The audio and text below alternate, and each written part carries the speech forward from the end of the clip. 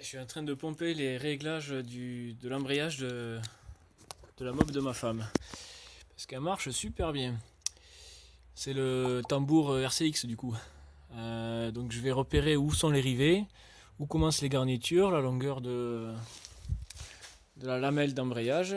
Et puis je vais recréer le troisième rivet là, à la bonne distance. Je vais vérifier la longueur de la garniture, la distance. On va faire ça bien. Donc j'ai mesuré la longueur du patin, c'est la même chose, ça fait 4 cm sur les deux. La distance par rapport au premier rivet, on est à 2 cm. J'ai mesuré après ce qui reste entre le deuxième futur rivet et le patin. C'est la même chose sur l'autre aussi, donc si je perce ici, normalement je devrais avoir le même démarrage que celle de ma femme. Donc cette fois-ci, je vais pas faire comme la dernière fois de découper un bout de 5 mm là, parce que je trouvais que ça patinait trop longtemps. Ça manquait un peu de mordant, ça patine un peu trop. Mais vraiment, le démarrage d'un tambour de RCX, il est vraiment très bien quoi pour. Bon, pas pour un kit, hein, pour un moteur d'origine, je trouve que c'est très bien. Donc comme je suis en 512 là-dessus, un moteur d'origine, donc je vais essayer de copier pareil. Donc j'ai pas de rivet par contre. Mais je vais essayer de bricoler quelque chose pour faire une troisième accroche. Donc je vais partir sur une vis tête fraisée en M4 que je visserai par dessous. Enfin, je vais percer ici à diamètre 4 ou 4,5. Et donc je passe la vis par dessous pour qu'elle soit à ras le tambour et je mettrai un écrou par dessus. Et lui je pense qu'il passera pas, donc je lui filerai un petit coup de meule et on verra si ça tiendra. Si ça tient pas, je ferai un point de soudure. Mais bon, je voudrais pas arriver à la soudure dès le début là, parce que si je dois changer ça après, ça devient un peu compliqué, on casse tout quoi. Je suis obligé de mettre la vis de ce côté là parce que j'ai mesuré, toujours le pied à coulisse, à peu près de toute façon. Le diamètre intérieur, grosso merdo, on est à 115 et quelques. Et du coup, ce diamètre intérieur, il va passer ici. Hop. Là. Donc si je me répartis à peu près équitablement, je suis vraiment... si je me mets de part et d'autre pareil, ça fait à peu près ça. Ça passe genre à 1 mm quoi. Ouais, il suffit de le mesurer en fait.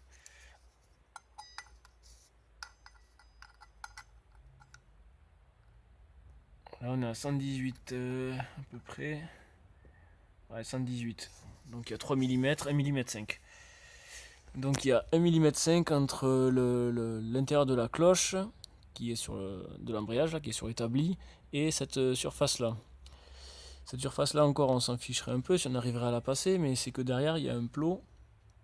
Le plot qui est en fait le guide de la joue mobile. Et ce plot là il est à ras cette surface là, donc du coup il faut être en dessous des 18, des 118.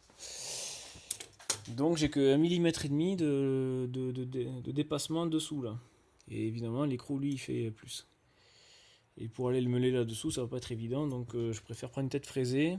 Alors, en faisant un trou de 4,5, je pense que je peux arriver à encastrer un peu plus la tête pour qu'elle dépasse pratiquement de rien. Je visse par dessus et si ça touche la cloche, je foutrai un coup de meule pour réduire un petit peu l'écrou. Sachant qu'il y a un chanfrein sur l'écrou, donc du coup je vais pas réduire le nombre de filets, on verra. Donc je vais essayer comme ça. Un de mes abonnés m'avait dit qu'un de ses collègues avait fait ça et qui trouvait que ça embrayait plus haut dans les régimes, mais qu'il n'y avait pas beaucoup de patinage, donc c'était pas terrible. Moi j'en suis quand même content du démarrage de la 51-91. Donc j'ai bien envie d'essayer de le reproduire. Et si je manque encore de patinage, ce que je peux faire c'est réduire le patin. Et si je réduis le patin, je vais encore embrayer plus haut parce que je vais alléger le patin. Donc l'astuce c'est que le ferro-dos étant très léger, je peux dégommer que le ferro-dos d'ailleurs de ce côté-là.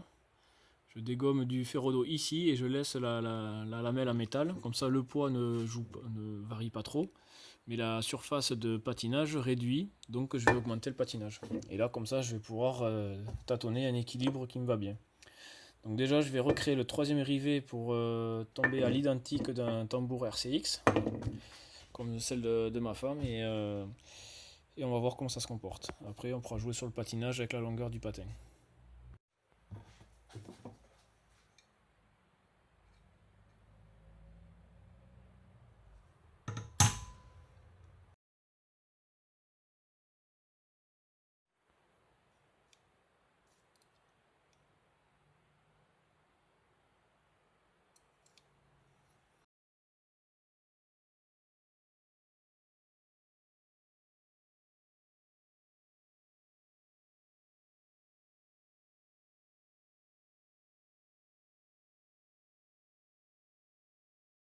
Donc voilà, j'ai dû percer le trou à 6, sachant que la tête elle fait un peu plus de 7 mm, ce qui m'a permis de rentrer la tête assez profondément et elle dépasse à peine de 1 mm, sachant qu'on n'a que 1,5 mm de marge et encore. J'ai serré l'écrou modérément, assez fort quand même, mais sans vouloir arracher les filets non plus. Du coup, je couperai à ras après, donc je vais faire les autres trous là, un peu partout, et on verra après. Bon, j'ai fait les 4 trous sur les 4 lamelles. Trou diamètre 6. Comme c'est de l'acier très dur, surtout la lamelle là, c'est un acier assez dur. J'ai commencé avec un forêt de 2 tranquillement. Après je suis passé à 4 et à 6. Comme ça du coup l'avant-trou ça aide vachement. Et puis voilà. Donc du coup on va couper les vis à ras et les meulets. Je vais couper les vis à ras, je vais voir déjà si ça passe. Si ça passe pas, ben on va mettre un petit coup de meule pour réduire encore un peu.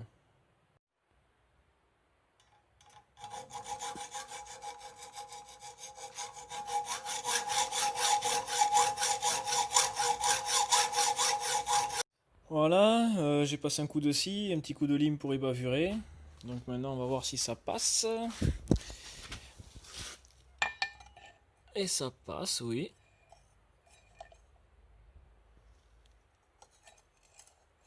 Ça a l'air pas mal ça.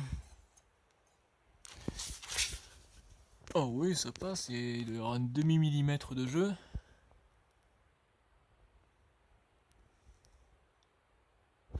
C'est pas trop mal. Hein. Et du coup les têtes de vis ont l'air de passer aussi. Il veut plus sortir. Non, c'est que ça passe pas alors, c'est que ça touche. Les têtes de vis là, ça a l'air de passer ici, je sais pas, on va voir. Non, ça passe pas vraiment en fait.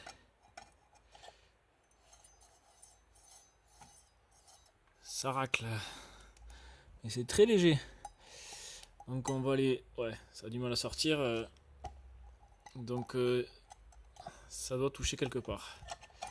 On va y passer bon, un petit coup de lime là, parce que ces vis là et ces écrous c'est de l'acier Castorama là, donc bricoman.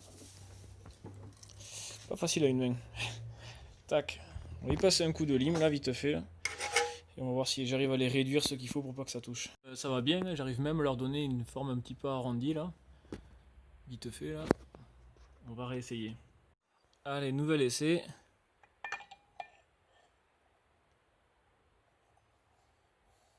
Ah, j'entends rien là.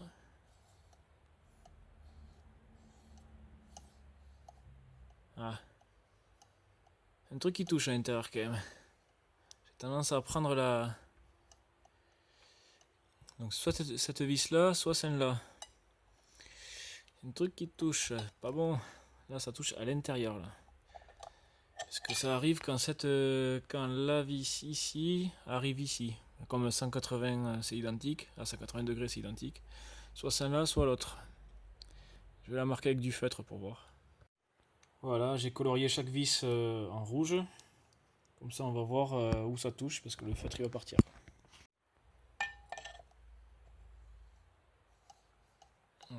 Ici ça touche. Et là ça touche pas. Ouais, c'est une vis sur un plot. Alors je sais pas si c'est celle-là avec celle-là ou celle-là avec celle-là. Mais je peux faire tout le tour. Ça touche pas. Sauf une sur un seul plot. Donc je vais la faire bien toucher. Et on va voir quelle est la vis qui est marquée. Avec un peu de chance même, il y aura le feutre sur... Tac, je sors la vis en face d'un des plots. Voilà, donc c'est soit celui-là. Oui. Soit celui-là, non. Non, celui-là, non, il n'a pas touché. Celui-là, oui. Il a touché vers la droite. Là. Il touche là. On le voit ici. Je sais pas si vous voyez quelque chose. Ouais. Juste au bout de mon doigt là. Une petite tache grise. C'est là que ça touche. Donc je vais vérifier en bas quand même. Et en bas il n'y a aucune marque. Donc c'est vraiment en haut. Donc c'est cette vis. Comme quoi ça passe vraiment très très près. Bon ben celle-là je vais foutre un coup de lime et puis voilà. Donc j'ai passé un coup de lime et j'ai à nouveau tout recolorié en rouge. Donc on remonte encore une fois.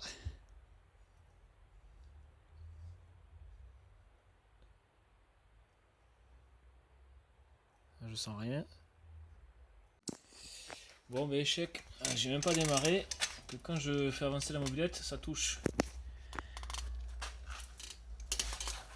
On entend tous les briques claquer sauf ça. Là.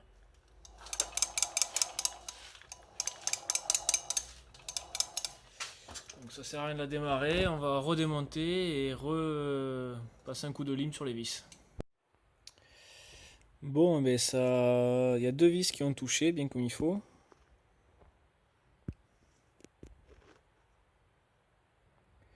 Donc plutôt que de limer indéfiniment ces têtes de vis là, je vais carrément démonter le variateur et je vais foutre un coup de lime sur le plot là. Parce que le plot il est assez épais donc je vais limer à plat ici carrément.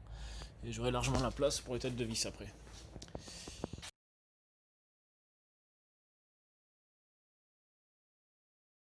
Voilà, j'avais viré donc les mâchoires de poussée. Donc là ça va pas frotter. Peut-être un peu. Là ça a frotté, il y a même encore du marqueur rouge. Donc là, vu que ça c'est assez épais et massif, je vais y faire un bon plat à la lime là. Comme ça. Il tourne pas lui. Non, il tourne pas. Donc je vais y faire un bon plat à la lime là, j'ai de la marge, j'ai tout ce qu'il faut, donc on va se laisser de la place. Donc voilà, j'ai colorié en rouge encore une fois les surfaces que j'ai limées. Du coup j'ai fait pareil de l'autre côté même si ça touchait pas. Comme ça, comme ça on est sûr, même si ça devait toucher, que ça ne touchera pas. Et puis comme ça équilibre un peu parce qu'il faut avoir la même matière d'un côté que de l'autre. Mais bon, vu ce que j'ai limé, je pense que là, ça changera rien. Allez, on remonte ça et on va voir.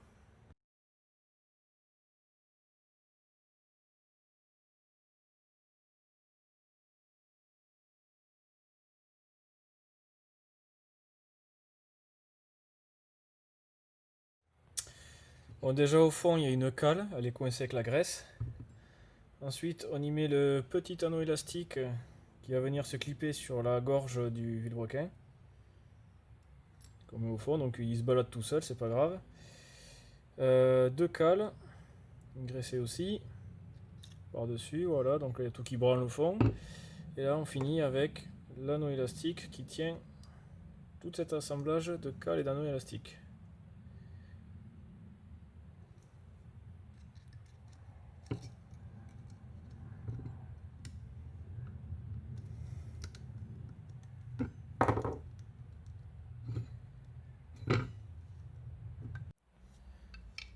Et on emboîte le tout.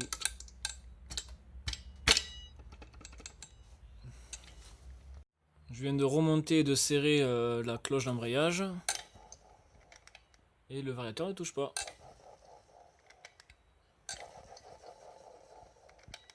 Très bien. Bon, ben on va tester ça. Ah oui, j'y pense. Ce que j'aurais dû faire, c'est mettre de la Loctite entre l'écrou et la vis. J'y ai pas pensé, dommage. Donc maintenant que tout est meulé, c'est trop tard. Parce que sinon je retrouverai jamais la face de l'écrou. Enfin, il faudrait relimer et tout. Bon, on verra.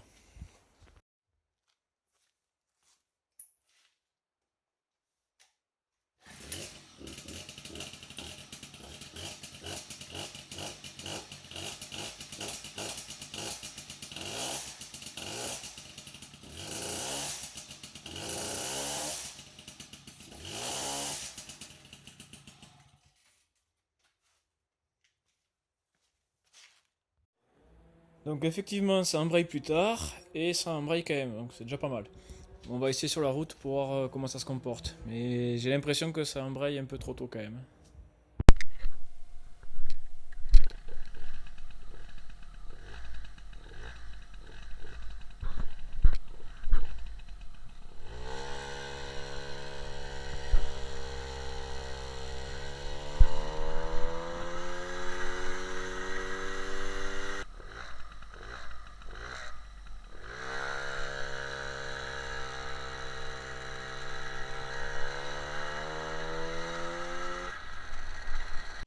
Bon, de retour de la petite balade, effectivement ça embraye bien plus tard que si on n'avait rien fait.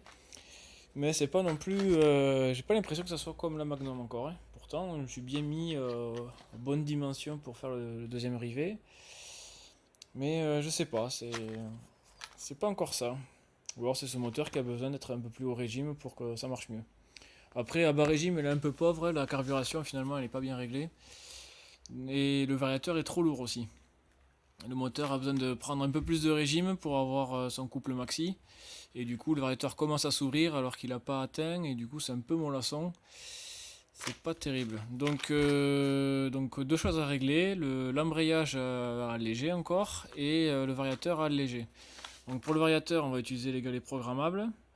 Et, euh, et pour l'embrayage, je pense que je vais faire comme ce que j'avais fait sur le moteur d'origine. Sur le moteur origine 1987. Donc sur celui-là, j'avais coupé les lamelles de 5 mm sur les 4 lamelles, en bout de lamelle. Et finalement, j'arrive à peu près au même comportement que celui-là en mettant la vis. C'est-à-dire que j'embraye un peu plus tard, c'est à peu près kiff-kiff. L'un ou l'autre, c'est à peu près pareil. J'ai peut-être un petit peu moins de patinage avec celui-là, et encore, je suis même pas sûr. Euh, c'est difficile à évaluer, il faudrait que je mette les deux vidéos côte à côte pour vraiment les évaluer, donc c'est pour dire à quel point ça change pas grand-chose. Donc si j'ai un conseil à vous donner, faites plutôt la découpe de la lamelle, c'est beaucoup plus simple. Parce que là, percer les lamelles, mettre des vis et tout, rectifier la partie du variateur pour que ça passe et tout, c'est assez galère. J'ai dû mettre 2 heures ou 3 heures à faire tout ça là cet après-midi. C'est assez long et compliqué, alors que couper le bout de la lamelle, ça va assez rapidement. Bon, il faut avoir une meule. Du coup, ça me satisfait pas, ça me braille pas encore assez haut parce que le moteur il a besoin d'être un peu plus haut, peut-être l'échappement qui fait ça. Donc je vais aussi couper les lamelles et on va donc combiner les deux. La vis, la troisième vis là, enfin la vis du troisième rivet et les lamelles coupées et on va voir si on arrive à avoir encore du mieux. Bon, c'est des modifications qui sont irréversibles, donc c'est-à-dire que si ça embraye trop, et bien tant pis, on peut pas revenir en arrière. Donc je vais quand même essayer parce que là ça me plaît pas vraiment. Si je dois faire un démarrage en côte, je démarre pas en fait, ça va pas, il n'y a pas de puissance, il n'y a rien quoi. Bon, comme l'embrayage me plaît pas, ça prend pas assez haut dans les tours, malgré la vis ici pour raidir encore la lamelle. Ben, je vais ajouter la modification que j'avais faite sur l'autre moteur là, c'est-à-dire couper. J'avais coupé ces millimètres là, je sais pas si je vais en faire autant d'un coup. Peut-être commencer avec 3 dans un premier temps, avec 3 mm dans un premier temps, et après on pourra recouper si besoin. Donc allez, coup de meule. On force le tournevis pour lever la lamelle.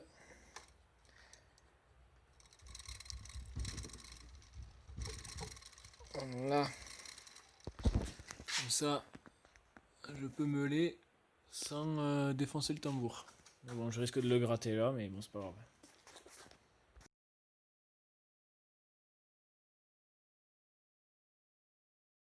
Et donc j'ai touché un petit peu ici, bon, c'est pas grave. Voilà, donc le petit morceau là. Très bien.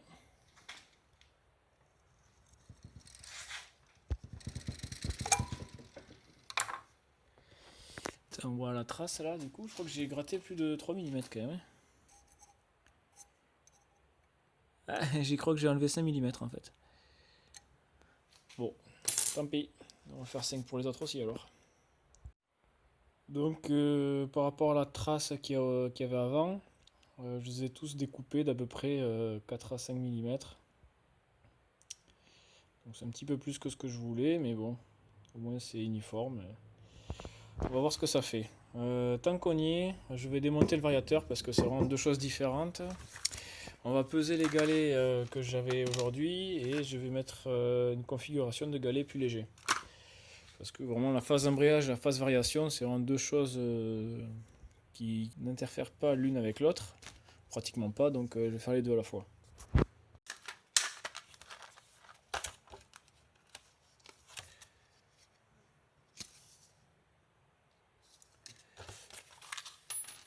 Alors, démonte goupille. Donc à la place des galets qui font 26 grammes, je fais cette combinaison là. C'est-à-dire un trou, deux aiguilles, un trou, deux aiguilles, un trou.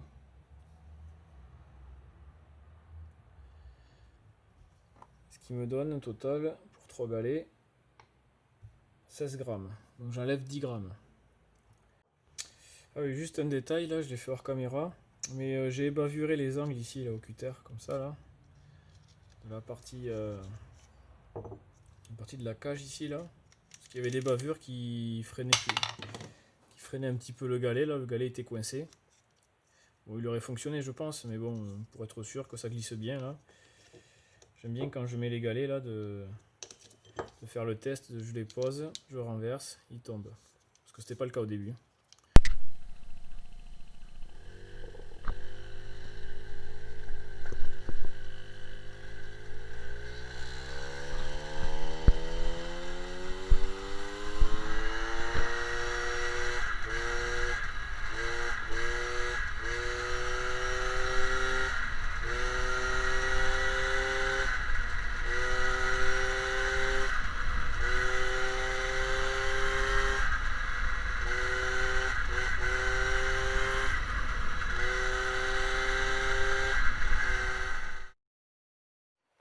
Bon, ben, de retour de petit essai nocturne là. Bon, c'est un échec. Alors, il y a deux choses. Sur la partie variateur, c'est top. Là, à 16 grammes ou 17 grammes, je sais plus. C'est très bien. Le moteur monte de suite dans le régime où il y a le couple et la puissance là, et du coup il y reste, il fait la variation dessus, donc on a toujours de la patate. Donc vraiment très très bien, là, de je sais pas 35-40 km/h là, ça, ouais, 30 km/h jusqu'à 55-60. Ça il monte très bien, c'est très joueur, ça accélère très bien, au top. Donc la variation c'est ok. Par contre l'embrayage c'est l'échec total, ça vaut plus rien. Je crois que j'ai fini de le défoncer ce truc. Il est trop mou, il embraye trop tôt, comme si j'avais rien fait en fait. Il embraye comme si j'avais rien fait du tout, même pire. Donc mes hypothèses. Bon, je pense déjà ce tambour est foutu, il faudrait que je change les lamelles là. Quand j'ai tronçonné ici, donc j'insère un tournevis ici, et en fait ces lamelles elles sont assez faciles à plier. Donc j'enfonce un tournevis ici pour la lever, et après j'ai appuyé avec la disqueuse pour découper. Donc sur 3 lamelles, j'ai même pas appuyé, j'ai posé la disqueuse et j'attendais que ça rentre doucement. Mais sur une des 4, j'ai forcé un peu. Donc ça a sûrement tordu la lamelle, on va dire, de façon à ce que ça fasse un creux ici et que ça touche ici. Parce que j'avais le tournevis ici, donc ça a plié à ce niveau-là. Et donc du coup quand je remontais ce tambour sur la mobilette, je ne l'ai pas filmé ça, mais j'aurais dû. Ben, en fait ici là ça touchait direct. Donc j'étais en prise directe, je pouvais pas, il n'y avait pas de phase d'embrayage.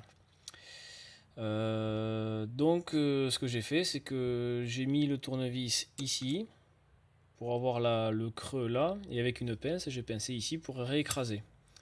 Donc ça m'a permis de remonter la cloche et d'avoir une partie au ralenti, donc ça j'avais plus de prise directe, c'était très bien. Par contre donc j'avais retordu la patte, et bien ici elle ne touchait plus. Donc c'est à dire que au repos elle était en l'air là à moins de millimètre là partout. Donc c'est à dire qu'elle était déjà prête à venir taper la cloche d'embrayage. Et je crois que le fait de redresser tout ça, je l'avais fait sur. J'ai pataugé un peu là sur deux mâchoires. Ah bah tiens, on le voit ici. Là, cette mâchoire là, elle ne touche plus ici. On peut le voir ici là. Alors c'est très peu, mais celle-là là, elle a un léger jeu là, tout le long. Encore plus ici. Ça veut dire qu'au repos là, la lévitation, donc la moindre force centrifuge, donc le moindre régime de rotation au ralenti, tac, ça la fait plaquer contre la cloche d'embrayage. Donc dès que j'accélère, ça embraye direct. Alors que normalement, il est très difficile de passer le tournevis entre la lamelle et la cloche, parce que la lamelle, elle a tendance à vouloir forcer, à rentrer dans la matière, on va dire, tellement elle a envie de forcer vers le bas. Sauf que là, c'est plus le cas. Elle est au repos, elle a la forme de la cloche. Donc j'ai perdu la petite force qui fait que ça retient la lamelle au démarrage. Donc ce qu'il me faudrait faire, ce serait démonter, dériver, redresser, remonter, etc. Mais j'ai pas de rivet. Et puis bon, je pense aussi que cette méthode là elle est pas bonne. Enfin, surtout moi qui ai fait un trou de 6 mm ici pour pouvoir encastrer la tête de vis fraisée là. Le fait d'avoir fait un trou de 6 mm, du coup il y a bien moins de matière là et de part et d'autre ici. Donc ça plie plus facilement aussi. Ça a tendance à se lever plus facilement. Donc la première fois j'ai eu du mieux, mais c'était pas non plus terrible. J'avais de meilleurs résultats quand j'avais simplement coupé les lamelles. Donc là, pour corriger le tir, il faudrait que je coupe la lamelle encore 5 mm de plus là, mais à force il ne va plus rien me rester, quoi. Donc j'ai envie de mettre de côté cette cloche d'embrayage et d'en repartir sur une autre, de voir comment elle se comporte. Je pense qu'elle embraye direct aussi. Et dans ce cas-là, de couper, simplement de couper et pas de faire l'espèce de troisième rivet là. Parce que déjà c'est très long à faire et puis je trouve que le résultat n'est pas terrible. Simplement couper, ça sera mieux. Donc cette garniture quand même, je la trouve bien plus usée que l'autre. Elle est bien plus grande aussi. Donc peut-être cette cloche peut avoir un comportement différent. Donc je vais la monter, on va voir comment elle se comporte. Et s'il y a besoin de recouper, je recouperai. Mais je ne ferai pas plus. Donc on est assez limité quand même sur la phase d'embrayage, sur ces variateurs embrayage.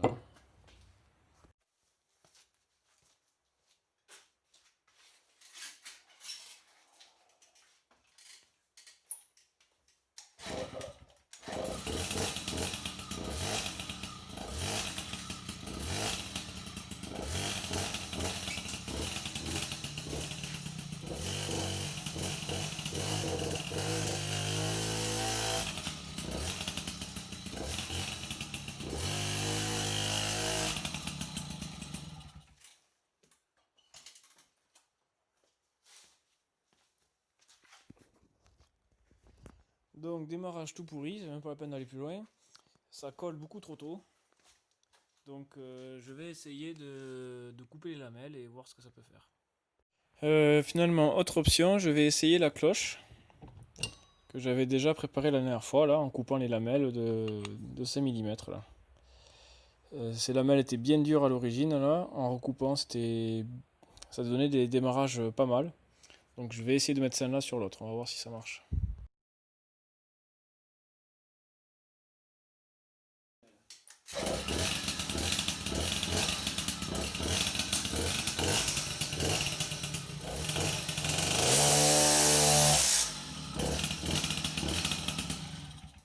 Là ça va très bien là, là ça me plaît bien ça. Très bien, on va faire un petit essai dehors. Parce que là, ça me va bien, ça prend du régime et ça patine bien avant de commencer à avancer. Donc on va essayer ça.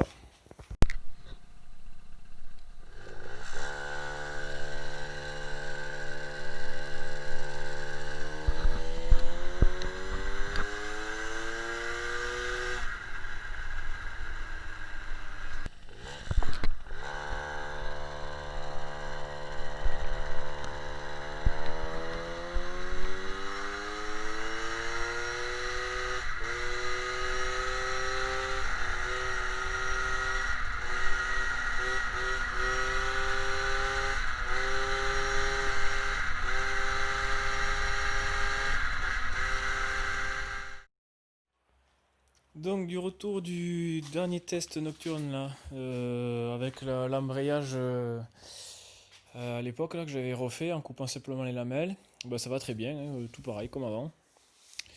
Donc il n'y a pas de raison, hein, mais bon, ça aurait pu avec la cloche d'embrayage du variateur qui peut différer, qui peut être ovalisée différemment, enfin, etc. Maintenant je doute de tout, donc j'ai fait un essai, ça marche comme avant, c'est très bien. Donc le démarrage c'est sympa, ça prend un petit peu les tours avant d'embrayer, ça patine assez longtemps pour garder le régime et continuer à faire avancer la mobilette.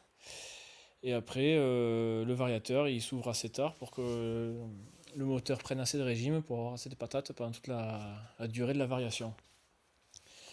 Alors du coup ça fait bien chauffer le moteur parce que à 30-40 km/h le moteur il est vite dans les régimes et ça avance pas. Enfin ça avance à 30-40 km/h et du coup ça refroidit moyennement. Donc du coup le moteur chauffe assez rapidement. Avec la bougie B9 ça y fait pas mal, c'est sympa. Bon, à adapter en fonction du climat, de la saison. Donc ça va pas mal. C'est joueur comme ça là, le fait de mettre 17 grammes de galets programmables, c'est assez joueur, c'est assez rigolo. Ça accélère fort, enfin pour moteur d'origine, hein. Ça accélère fort tout le temps, donc c'est sympa.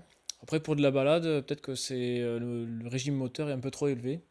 Donc même si on veut rouler à 50, eh ben, comme le variateur est léger, eh ben, le moteur il tourne toujours au régime de variation, donc assez élevé. Donc peut-être alourdir les galets pour de la balade, et du coup on perdrait en accélération. Bon, ça à voir. Donc là, la conf comme ça, elle est sympa. Elle est vraiment pas mal. Niveau comportement moteur, j'ai pas noté de différence entre le 512 et l'origine que j'avais. Donc celui-là, que j'ai du coup remonté 100% origine. Donc du coup avec sa cloche d'embrayage que j'ai essayé juste avant, qui est vraiment celle d'origine, qui embraye direct. Mais sur ce moteur, c'est pas gênant d'avoir un embrayage qui accroche dès les premiers tours parce que ce pot-là offre beaucoup de couples à bas régime. Donc du coup, il est même agréable. Monté comme ça, là, le Carbu 14, le pot d'origine, ce moteur il est agréable, il a une bonne accélération, une bonne patate. Bon, après on plafonne à 50-55 km/h selon la couronne, mais après, à bas régime, c'est très agréable. Ça accélère très bien, c'est très bien comme ça. Donc celui-là, je le garde tel quel, je l'ai entièrement remonté à neuf, là, enfin à neuf. Toute pièce d'origine en fait, comme j'ai eu la mobilette, que j'avais restaurée à l'époque. Donc là, c'est le bloc moteur complet de la mob que je vais garder de côté avec toutes les pièces d'origine que j'ai. Que du coup, je pourrais remonter la mobilette 100% origine si je fais des petites représentations. Donc, du coup, là, j'ai dans le coin, j'ai la fourche d'origine, la roue avant d'origine, le guidon d'origine, le bras oscillant, la béquille, donc l'allumage. Les cale-pieds, j'ai quand même pas mal de choses qui correspondent, la couronne aussi, et aussi le tambour arrière, parce que comme j'ai changé le bras oscillant, il fallait un tambour spécifique au bras oscillant carré. Donc ça, je suis content. Là, j'ai une conf d'origine un petit peu améliorée, que je vais pouvoir encore améliorer plus tard. J'ai toute ma conf 100% origine qui est prête à être remontée en quelques heures, c'est vite remonté quoi. Et donc du coup, pour les petites balades, ça va aller très bien pour l'instant, pour cette année du moins. On s'amusera à modifier le taux de compression, les diagrammes là-dessus plus tard. Je vais repasser maintenant sur les réplicas. La petite recette pour le variateur embrayage. Donc tout ce que j'ai fait comme travaux dessus, voilà ce qui marche et ce qui marche pas. Donc ça marche pas. Percer à 6 mm ici, mettre une vis tête fraisée, un écrou, ça va pas bien. Ça doit assouplir la languette à ce niveau-là. Donc du coup elle se lève dès les premiers tours, ça va pas. En plus j'ai pas fait attention en coupant ici, j'ai peut-être détordu la languette. Enfin bon en tout cas là ça va pas. Ça marche pas bien, on dirait que ça marche. Ça embraye aussi vite que ce tambour qui est strictement d'origine. Donc du coup ça c'est un échec.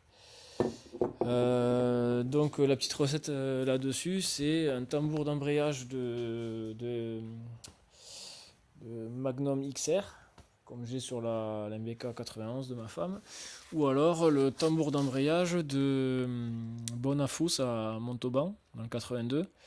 Maison Bonafous, c'est quoi? C'est royalsport.fr, le site internet. Et je crois que, bon, peut-être que d'autres en vendent aussi, mais je sais que celui-là, je l'ai acheté là-bas. Je crois que c'est la marque Transval. Je crois que c'est le variateur qui est fait en Turquie et pas en Chine. Donc du coup c'est celui à 4 lamelles, mais elles sont bien rigides. Et le fait de les avoir recoupées de quelques millimètres là, comme j'ai fait dans une vidéo précédente, ça va super bien. Et après donc pour la variation, donc les galets programmables, donc ça c'est génial, c'est vraiment bien.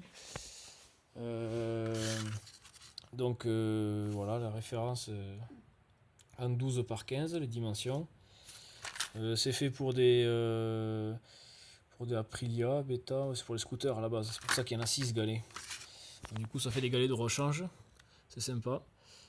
Donc du coup ce que je fais c'est que j'en mets une aiguille au centre et 3 fois 2 sur les côtés, donc avec un espace à chaque fois. Et donc ça fait 17 grammes les 3 galets et ça va super bien, ça accélère bien fort, c'est bien sympa. Et donc ça c'était un peu trop lourd ça. Ça faisait 25 grammes, c'était un peu trop lourd. L'idéal je pense ça serait du 20 grammes, ça serait pas mal. Mais bon, on va rester comme ça pour l'instant. Donc voilà pour l'origine. Je vais rester comme ça pour les petites balades. En attendant, moi je vais travailler sur les 3 réplicas, Bidalo, Malossi et Polini. Et donc du coup là, peut-être pour la balade du 12 septembre, là, Groyer, je roulerai comme ça parce que j'aurai sûrement pas le temps de faire les réplicas. Donc voilà, une petite conf qui marche à 60, 70 à tout casser, mais qui est agréable à conduire en mode mobilette quoi. Voilà, donc je vous laisse là-dessus et j'espère que la prochaine vidéo ça sera enfin les réplicas. Allez, salut!